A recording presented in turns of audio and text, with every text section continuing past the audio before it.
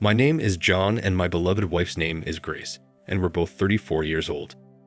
I'm not fat, but I could lose a few pounds, and I've always thought I was pretty good looking. I had several girlfriends in college and never had a problem attracting the opposite sex, but all of that stopped when I met my future wife during my freshman year of college. We dated exclusively until the question came up, and 7 months later she became my wife. She had several admirers in college and has never lacked male attention. She instantly lights up any room and radiates energy. Her playful personality is all admiration. I thought we were the perfect couple because we enjoyed spending time together. However, the only problem is that we don't see each other enough to spend as much time as we need to. I am a systems analyst at a large IT company, and she is a registered nurse in the orthopedic department of a large hospital. I usually work 9 hours, 6 days a week, although sometimes I have to stay late if I'm working on a complex or time-sensitive problem. Because of our work hours, we only see each other on weekends. When Grace works the day's shift, we see each other at night, but she's always so tired that she goes to bed by 10, which is shortly after arriving home. We try to make up for the lack of intimacy on the weekends. We often discuss fantasies, and we both agreed that fantasies should be just that, fantasies. She was everything I needed, and she assured me that I was the love of her life. I have no time for cheating, and she knows my feelings about cheating. I just wouldn't tolerate it. She works 4 days a week for 13 hours.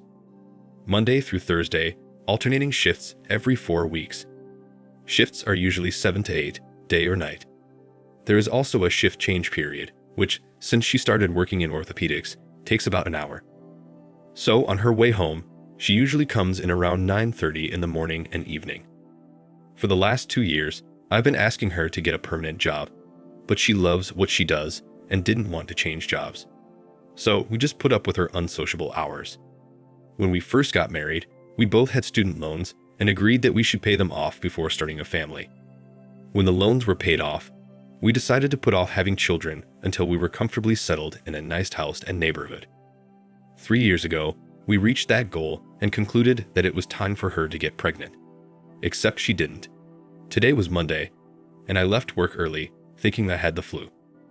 I texted my wife that I was going home sick, and she replied that I needed to take flu medicine. I asked her what kind of medication and where can I find it. She replied, Tamiflu, and it was in the medicine container and the second drawer under her dressing table in our bathroom. I simply replied, okay, and went home. Once home, I went into our master bath to look for her medication and instead found something else. I searched the drawer she indicated and found nothing labeled Tamiflu. I opened the top drawer and found flu medicine in there, as well as a foil packet of birth control pills. She had already taken the one labeled for today. I was completely shocked. She had promised me that she had given up the pill over 3 years ago. We had been trying to have a baby for the past 3 years without success. My wife just told me that we were unlucky with our work schedule and sooner or later, our schedule would coincide with her period. In spring, I decided enough was enough and we both got tested. After numerous tests, our doctor stated that there was nothing wrong with either of us. I look at the foil packet of pills and wonder if it's an old packet, but realize that the days of the pills corresponded to the month and the correct pill for today had already been taken out. Today was Tuesday, the 18th of the month, and 18 pills had been taken, including today's. They were expiring in 2 years, so they must have been refilled recently. Simultaneously, I scrolled through several different scenarios in my mind. Did Grace really want a family? Was she having some sort of secret affair? Did she have health problems I didn't know about? Why did she lie to me? Our bodies weren't getting any younger, and the longer we put off starting a family, the harder it would be. How would I approach her? I took Tamiflu and disappeared into bed. Next thing I know, Grace is shaking me, asking how I'm feeling and if I need anything. I feel better and no, I don't need anything. I actually felt bad that she didn't share anything with me, but she didn't say anything. I watched her as she obviously thought I had passed out again. Undressed to take a shower, and it seemed to me that some parts of her body were reddening. Suddenly, I realized that she must have had an affair after her shift before she came home. When she worked in the other department, her shift change took less than 10 minutes. Why should it take an hour now? She didn't close the bathroom door and I walked over to where I could watch her reflection in the full-length mirror in the bathroom. I thought she had spent an ungodly amount of time tidying herself up. Was this a regular thing? I had no idea because I had never watched her before. She undressed in our bedroom, and her clothes lay where she had left them. I picked up her undies, and yes, they were still wet. I returned it under her robe and went back to bed. I was angry without words. Up to this point in my life, I thought everything was perfect. Now I wasn't so sure. Next to me, Grace had acted like the perfect wife. However, I realized that there had to be a side to her that I didn't realize. I needed more information. She came back into the bedroom from the shower and got into bed with me. I had never been in bed at this time of night. She didn't even try to hug or comfort me, and I stayed on my side. She was gone long before I woke up the next morning. I called my boss and told him I had the flu. I had a bunch of sick days and needed some free time to figure out what to do. One of my best college friends had become a lawyer, so I called him and asked for advice. I soon learned that we had a no-fault state, and since we had no children, we only had to split our assets 50-50. The biggest thing was our house, which had accumulated some equity that needed to be sold and the proceeds divided. My friend agreed to represent me if I decided to file a lawsuit. He assured me it was a slam dunk. At 8 o'clock that evening, I parked outside Grace's car to follow her. We both have iPhones, and I checked her location with the Find My Phone app and determined that she was still in the orthopedic ward. After 10 minutes, I realized she was on her way, so I called the ortho and asked to speak to her, but was informed that her shift was over and she had left. I realized that she had lied to me about the shift change period, which was actually only 10 minutes or less. I continued to watch the app on my phone and realized that the blue dot had stopped in an area that was unfamiliar to me, but still within the hospital complex. I got out of the car and decided to find her phone. It wasn't as easy as it looked. I found a place, but the wrong floor. Finally, after at least 20 minutes, I found myself outside one of the rooms used by doctors to rest when they work long shifts. Inside, I could hear the sounds of lovemaking. I needed to hide to see who came out of the room, and I managed to find an open janitor's closet about 50 feet away. After about 20 minutes, Grace came out of the room and headed toward the garage. A few minutes later, a man came out. After a while, he locked the door.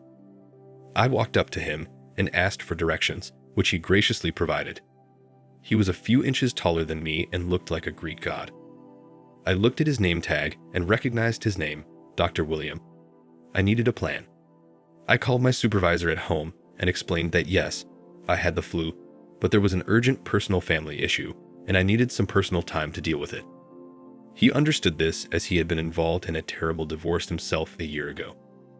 He said to take as much time as I needed, but keep him informed so he could cover. I then called my friend, Max the lawyer, and told him that I wanted Grace to be serviced since she had left the house after sex on Thursday night. He said he could arrange that and asked if he could help with anything else. I didn't know what else I needed to do, so he offered to split our money and cancel the credit cards. Did I have any plans after I left her? Was there anywhere for me to go? I tried to deal with things as they arose and admitted that I hadn't gotten that far. He told me to come to his office first thing the next morning. Max had done this several times, and he had a checklist of things for me to do. He even had a list of hotels with reasonable weekly rates. I had a few things to do, starting with contacting a transportation company to schedule a small shipment to be delivered the next morning. I planned to just put my stuff in storage until I found a more permanent place to live. Next stop was the bank, where I withdrew half of all our accounts and canceled our credit cards. I reinstated the accounts in my name only and ordered new credit cards. I then called and disconnected her cell phone at midnight after I was served. That evening, I was sitting in my computer room saving files that I might need in the next few weeks when Grace came home on time at 9:30. We exchanged greetings, then she went to shower and went to bed. I also went to bed early, very early as I had a busy day ahead of me. She never once noticed when I went to bed. I didn't notice at all how cold she had become. The next morning, she left the house early and the movers arrived at 9 sharp. I had a list of things to take with me and stickers on everything that needed to be packed. My car was packed with suitcases and computer equipment that I would need for work when the movers were done. I went out and bought one black rose because it symbolizes death and leaving, and also indicates major changes or upheaval in the future. In this sense, a black rose also means the death of old habits and old order. In this case, it meant the death of our marriage. I placed it in the center of the kitchen table and wrote a short note. Grace, if you remember, I called you on Monday and told you I was sick and was going home. You told me to take Tamiflu and told me where to find it. However, it was not in your second dressing table, but in the top drawer next to your birth control pills. Suddenly, several pieces of a large puzzle came together. You weren't even trying to have a baby because you were having an affair with a doctor at work. I think your affair with Dr. William was more important than our marriage, and I understand it's been going on since you were transferred to orthopedics. So many lies, how could you? I thought we had a great marriage and trusted each other completely. I thought you loved me, and now you've broken my heart. Surely you knew that when I knew our marriage was going to break up. Guess what? Since we have a no-fault state, I don't need proof of your infidelity, which by the way would be very easy to obtain. I split our accounts and took everything I wanted out of the house. Have you discovered that your cell phone and credit cards may not be working? By the way, find somewhere to move because in 60 days, I'm listing the house and anything left inside will go to Goodwill. Now you're free to do whatever you want. I bet he's married and has a family, doesn't he? You have to realize his wife will find out. What will the hospital say? Remember when I said I wouldn't tolerate infidelity? I'm just preparing you for what might happen in the future. Not your husband anymore, John. Here's my wedding ring. I don't need it anymore.